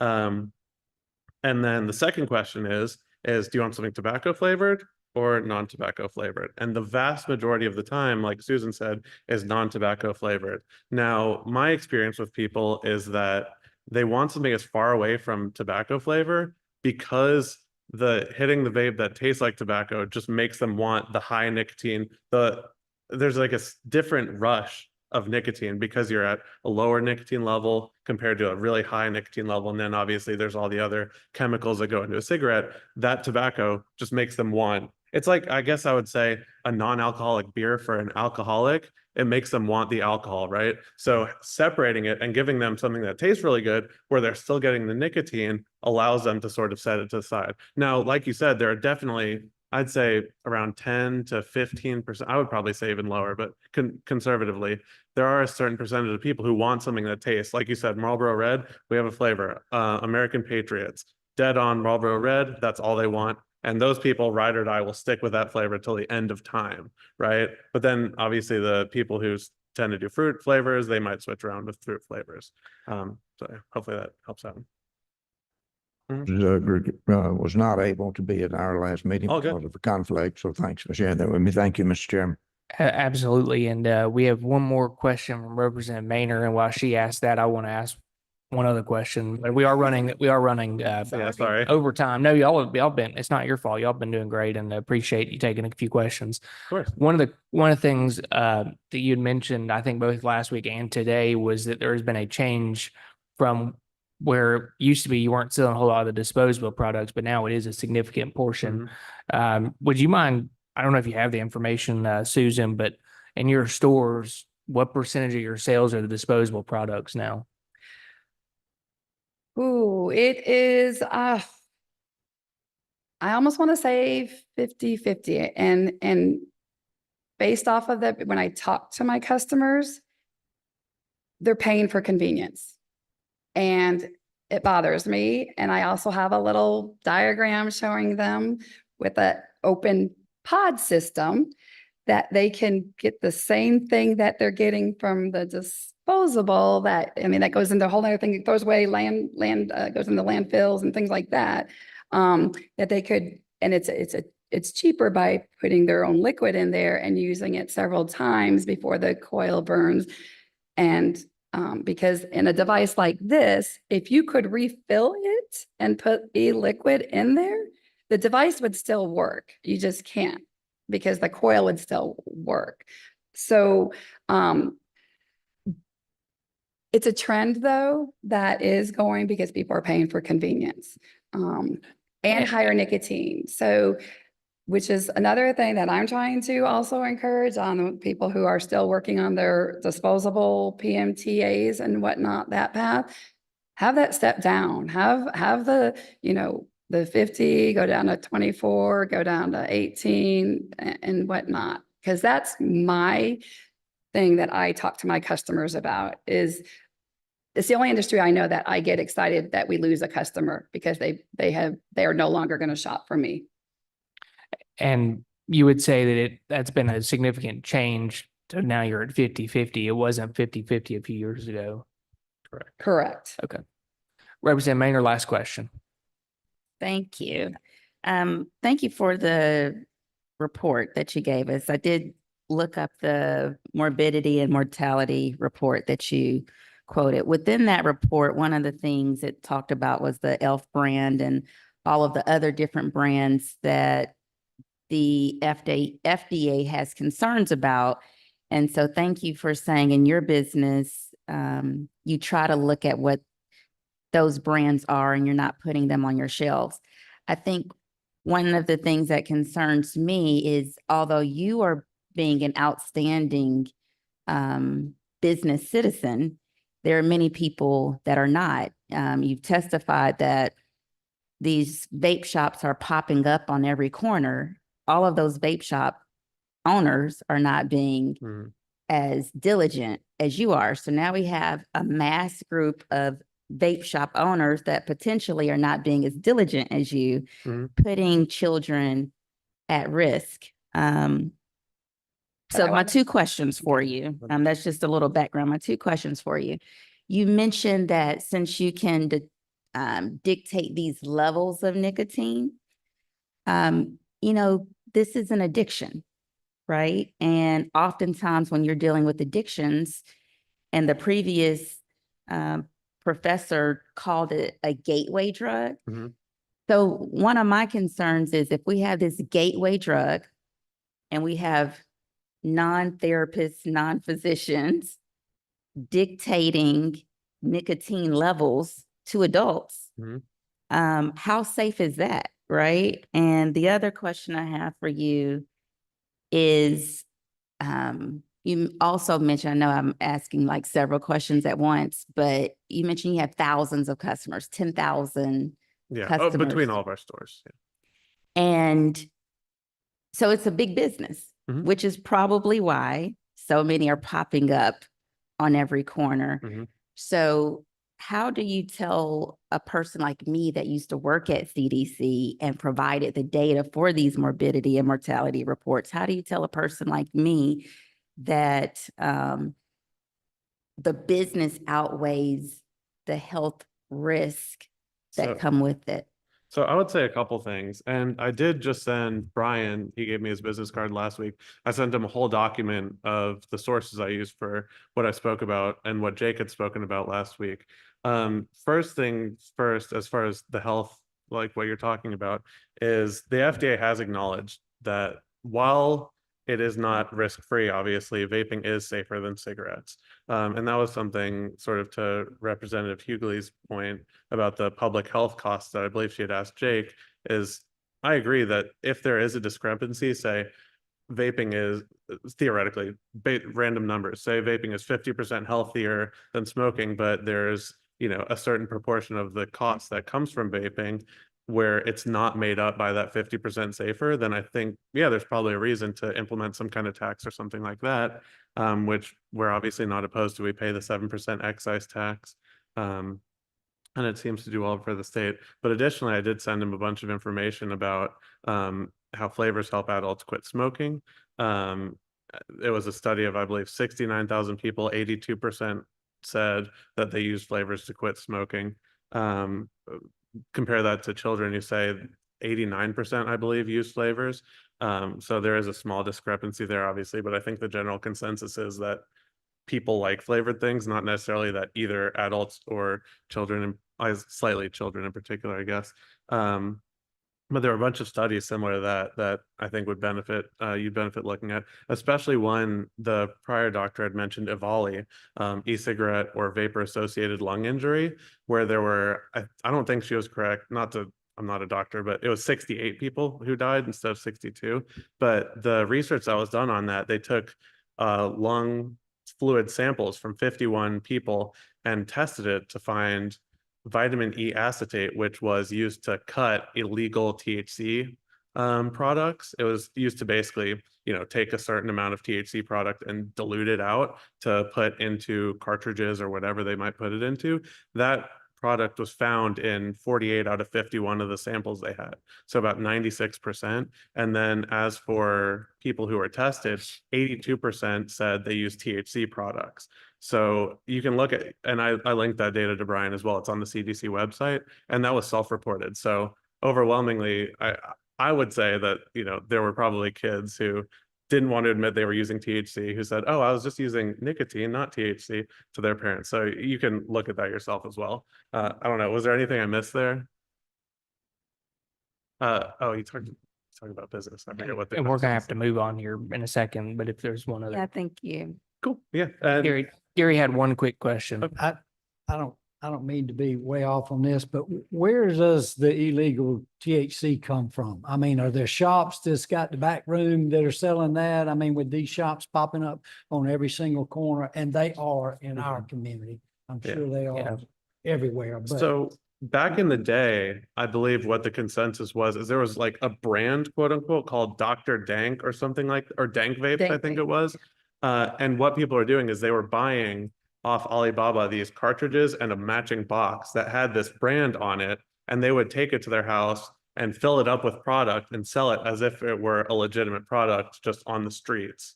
So that was primarily, I think it was like 60 to 70% of the people who had EVALI said they got their product off of a like street, basically informal. So friends, family, or like a drug dealer or something like that. So it was overwhelmingly drug dealers. so I had a conversation with somebody on the way up here today that their son texted them yesterday and that somebody that so-and-so greened out. Does that mean anything to you? Which the explanation was over THC in the restroom yesterday at school. So So somehow that product's getting there, Yeah. getting in these. So hemp is legal in Georgia, and the Department of Agriculture now is regulating certain portions of the hemp industry. So I would say they probably did. They probably bought a legal hemp product and were just using it in the bathroom, if I had to guess. Which they are, so relative to like 2019 when EVALI was happening. And since then, there have been no reported cases because the vape industry, our industry, does not use vitamin E acetate in anything. It never has. And all the products that we sell that have submitted PMTAs, their recipes are on the FDA record. You can check. None of them contain vitamin E acetate. But there are still a lot of hemp products out there that people are probably getting their hands on. Thank you. Of course. And thank you all for always being willing to join us. And Thank you for obviously, I having know we'll continue the conversation as we get closer to session. Ben Cowart with the Georgia Retailers Association is going to speak for 2 minutes, 30 seconds. We like that. Good. No, y'all, trust me, y'all were great, and appreciate you taking questions. 30 seconds. Yeah, Chairman Gaines, members of Start the the committee. timer. Thank you for the opportunity to speak for you today. I'll be quick. I know we're running over time. So my name is Ben Cowart. I am Service Vice President of Government Affairs at Georgia Retailers. Georgia Retailers is a statewide business advocacy organization that's represented the retail industry here in Georgia for more than 60 years. And on behalf of our association, really wanted to thank you guys for the work that you're doing on this committee. Georgia Retailers was a supporter of the chairman's bill last session, and that would create the statewide vapor directory similar to the state tobacco directory, and would like to thank him for his work on that bill last session. So we feel that a state regulated directory would provide clarity on which products are legally authorized for sale in Georgia. This would improve industry compliance and transparency, especially as FDA regulations remain slow and unclear. So just like Georgia's directory for lawful cigarette sales, a clear list of approved vape products would not only offer transparency, but ensure that consumers have access to properly vetted products. So the need for this directory is highlighted, as we've heard in many of these meetings, by the widespread availability of unregulated and unauthorized flavored disposable vape products, many of which are illegally imported from China. So these products continue to evade FDA oversight and pose serious health risks to citizens. Establishing a state directory would help address this issue, protect the public health, and ensure a level playing field for responsible retailers. So thank you for the opportunity. Happy to take any questions. Representative Maynard. It's a really quick question. One, you said most of the products, well, it's two questions. One, you said most of the products are coming illegally from China through our ports. Is that what you're saying? I'm not sure exactly where they're coming through. We do know that a lot of the illegal disposable vape products are being manufactured, that are on the shelves, are being manufactured in China. And then the next question is, just as a representative for the retail organizations throughout the state, do you know of any amount of legal action that has come across through your clients, like from parents whose child may have? From our association, we have not had any legal action, but really what our association is asking for is just real clarity and transparency from the state on which products are lawfully allowed to be sold in the state. So not your organization, but the retail outlets. Do you know of any of your clients that have been sued because they? I'm not aware of any that have been sued. Yes. Okay, thank you. Does your people in your association sell the product that maybe the vape stores we're talking about? I mean, do they have that on their shelves also? Or No, do sir. Most of them have Most of our members are some of your larger big box or larger convenience stores that are just selling the approved products. Thank you as always. Appreciate you being here and Appreciate it. Thank you. look forward to continuing the conversation. I know we had a couple folks maybe from either the Cobb and or Gwinnett law enforcement agencies. I don't know if they were going to come. Are you here? Okay, they maybe had to leave. I think we had some folks here earlier, but I was going to give them a chance to speak if they wanted to. We're going to wrap up with Scott Drinkard. Scott, if you want to come on up, and if it's okay with the committee, I know we're supposed to wrap up by 3, but Scott, you came in from somewhere out of town, right? Washington, D.C. At the swamp. So thank you for being here. We I won't. escaped for a little bit. What's that? I escaped for a little Good, bit. good. Well, welcome to America, and we'll try to be about 25 minutes. Does that work, Scott? We'll go a few minutes Certainly. over. Is that okay?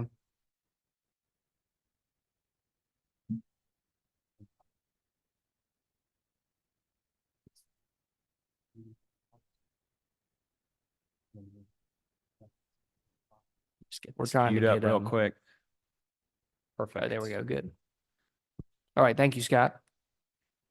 It works. Wonderful. Thank you. Thank you very much, Mr. Chairman. Thank you.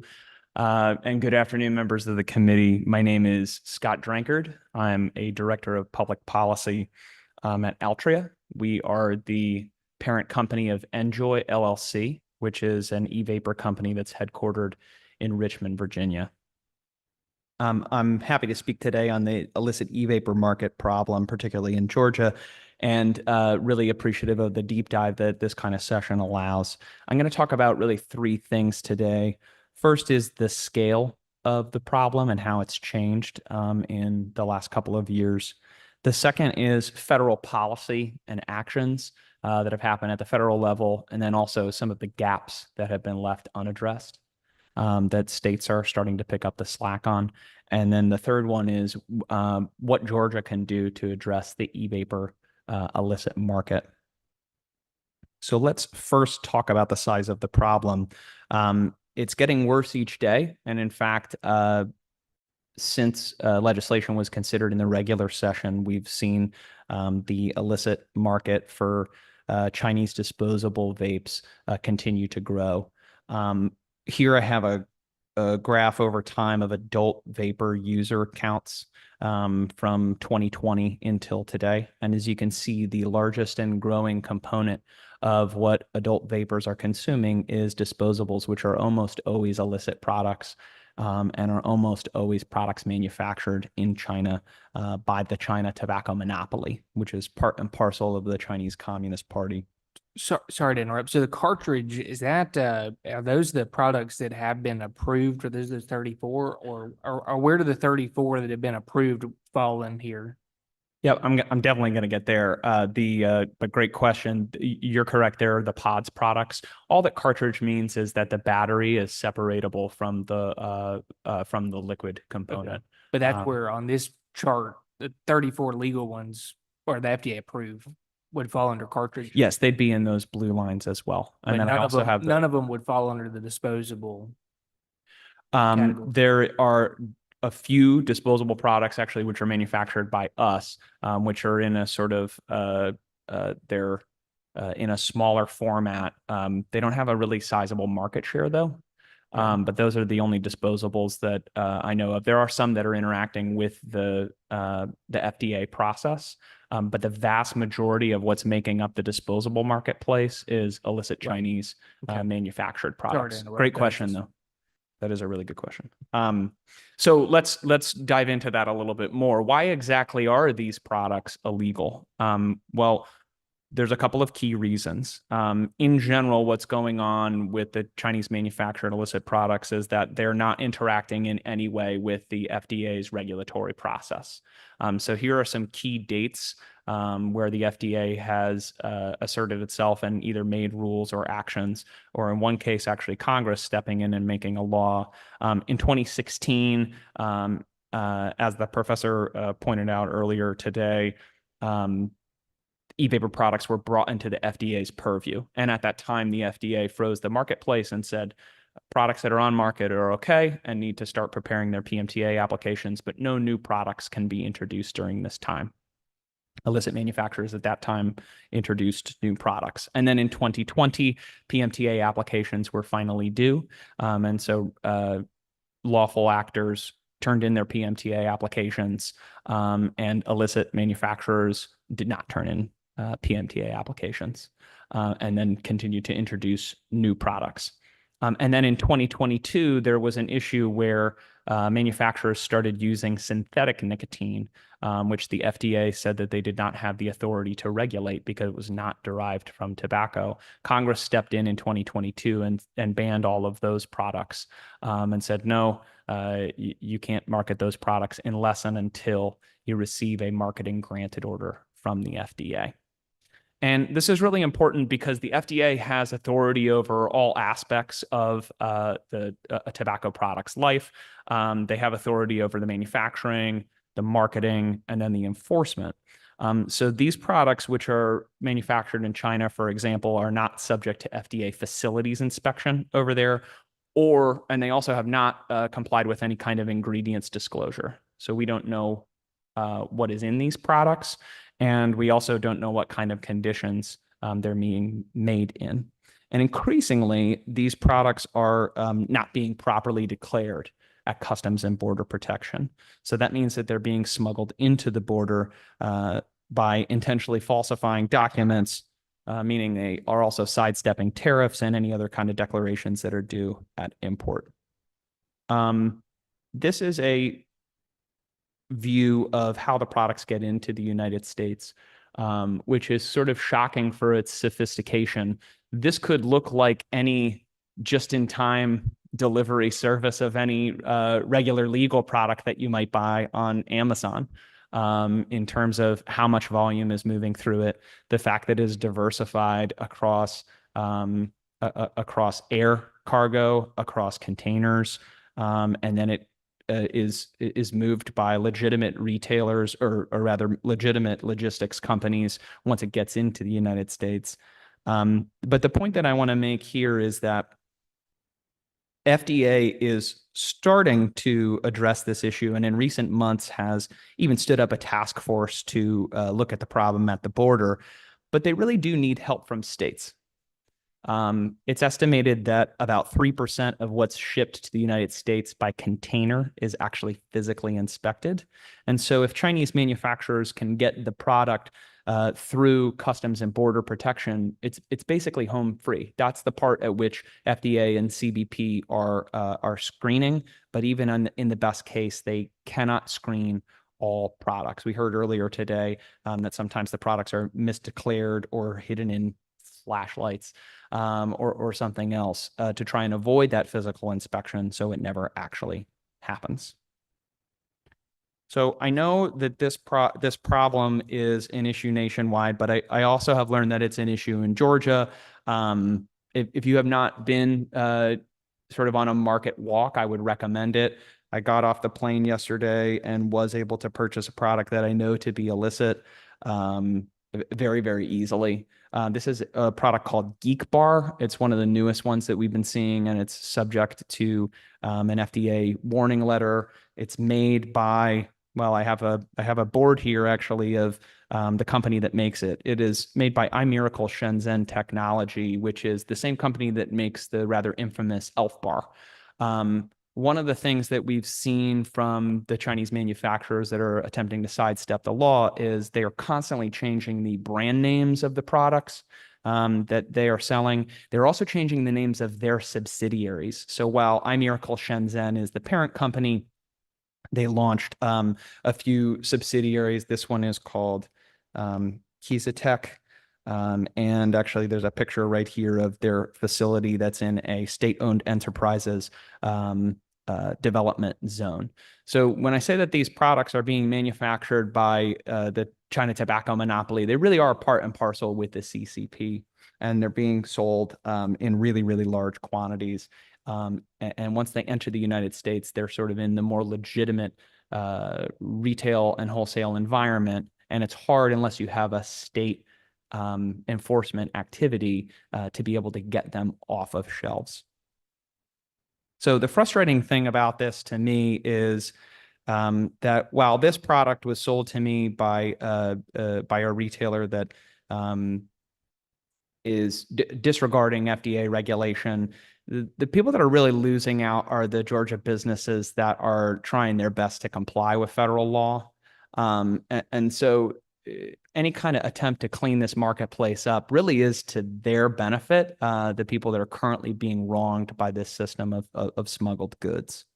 So a couple of other states are starting to act on this, and I wanted to just share at least one really good story and also make clear sort of what a directory policy does.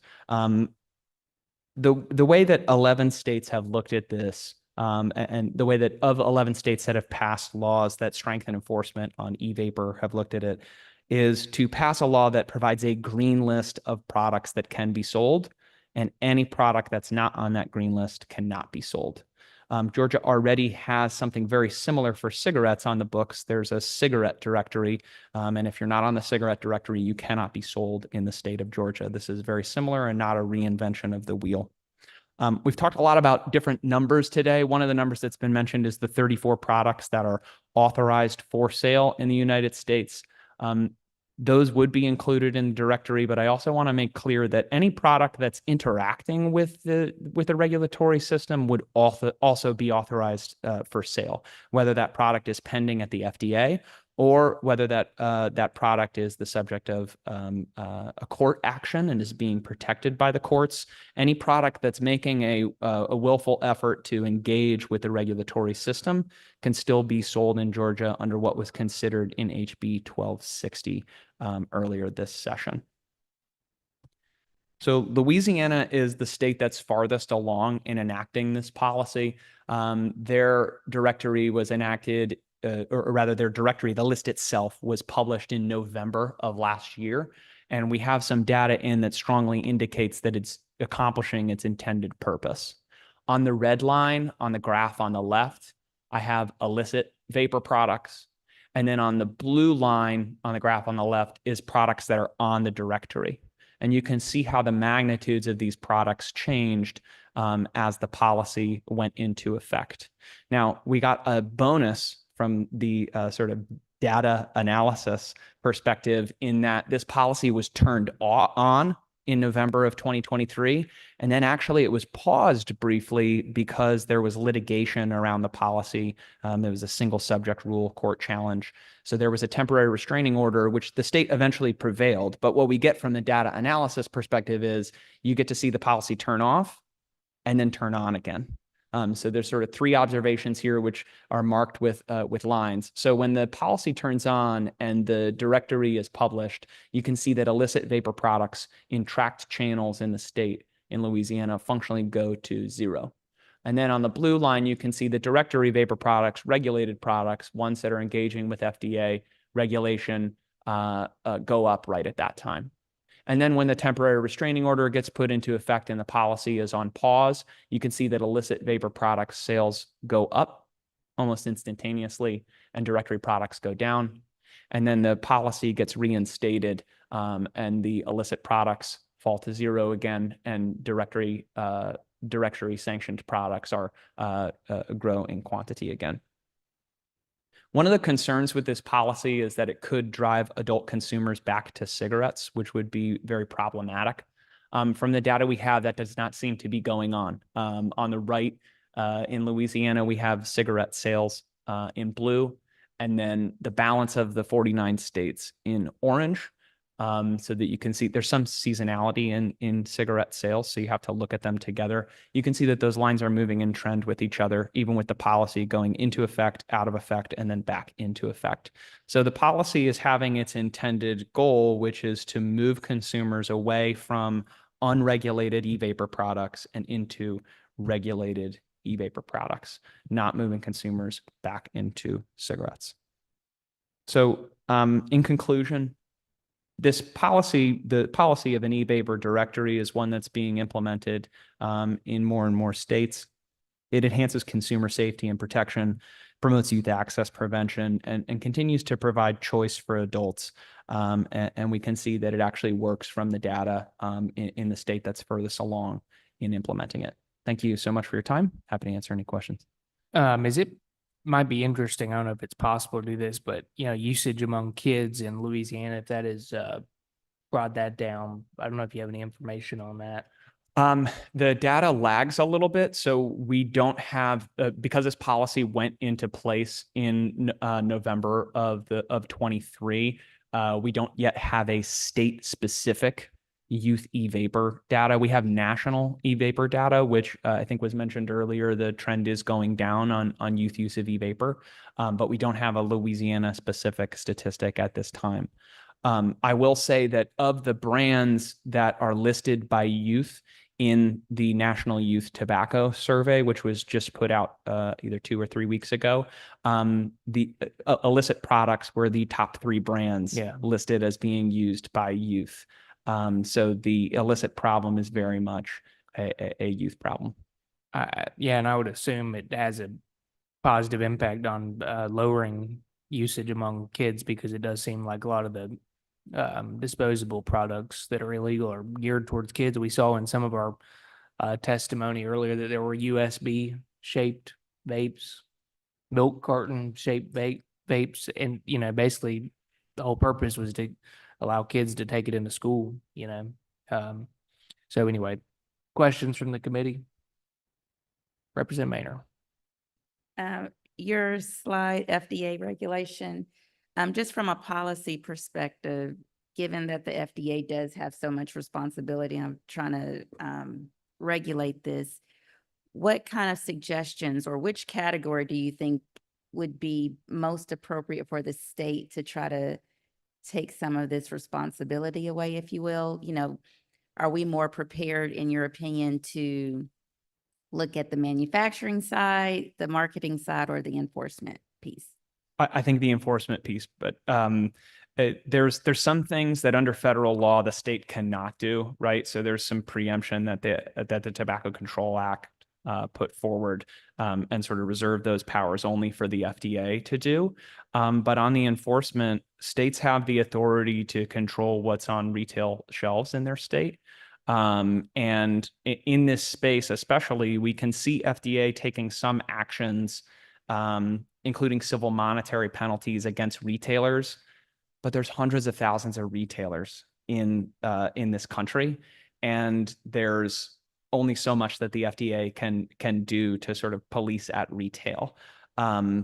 States, by contrast, usually through their departments of revenue, already have an existing relationship with the wholesaler community in the state, and then also in many cases with retailers, because they usually pay sales tax. So departments of revenue especially, but other agencies as well at the state level already know who these businesses are, and it makes sense to share some of that authority.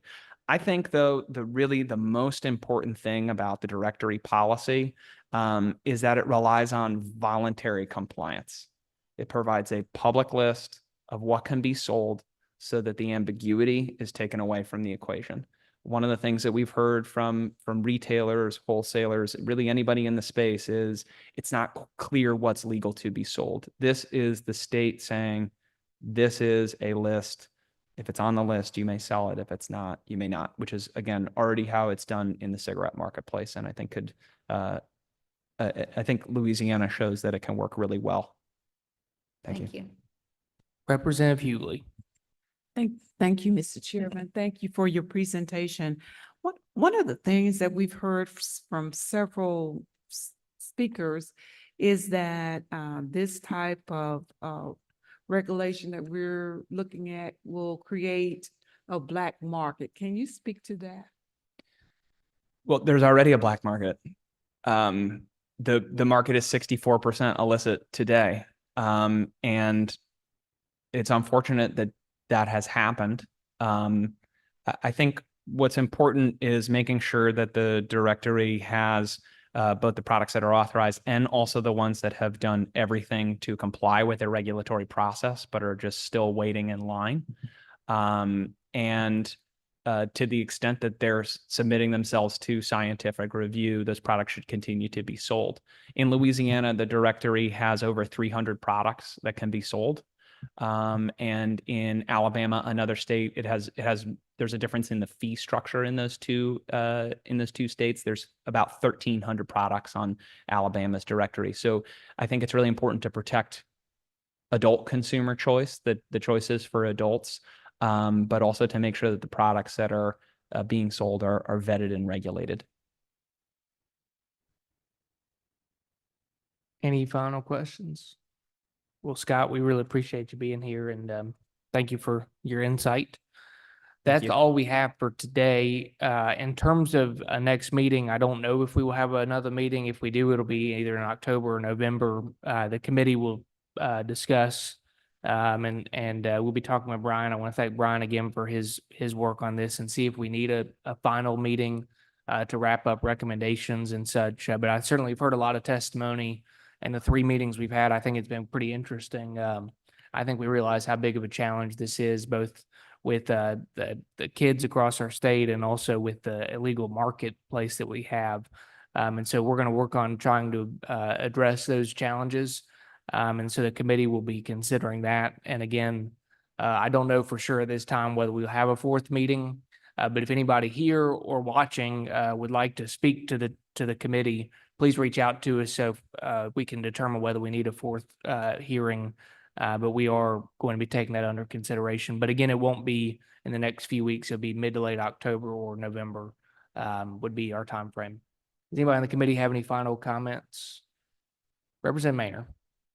I have a final comment. I believe it was last year, I actually did an op-ed about flavor vapor use. And the reason I did the op-ed was, and we haven't talked about this really so far in the study committee, but I was approached by a federal lobbyist to support a letter to Congress saying that flavored vapor products were disproportionately impacting African Americans negatively, meaning if we were to put restrictions on flavored products, it's mostly African Americans that are using the flavored products. And so it was disproportionately affecting them negatively.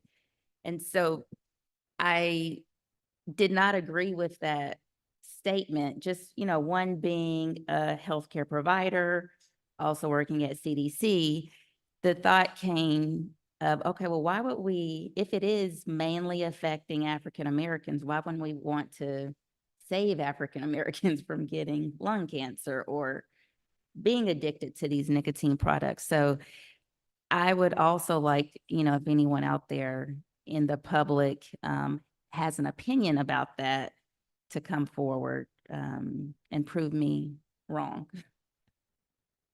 Certainly, and if there is anybody out there, please reach out to me or Representative Maynor, and that may be cause for a fourth meeting. And certainly, again, if there's other folks that want to be heard, we want to make sure there's that opportunity. I think we've been able to hear from everybody who has requested, including everybody from law enforcement, educators, to students, to parents, to vape shop owners, to many other folks who are interested in this topic. So I wanted to say thank you for all of the testimony we've heard.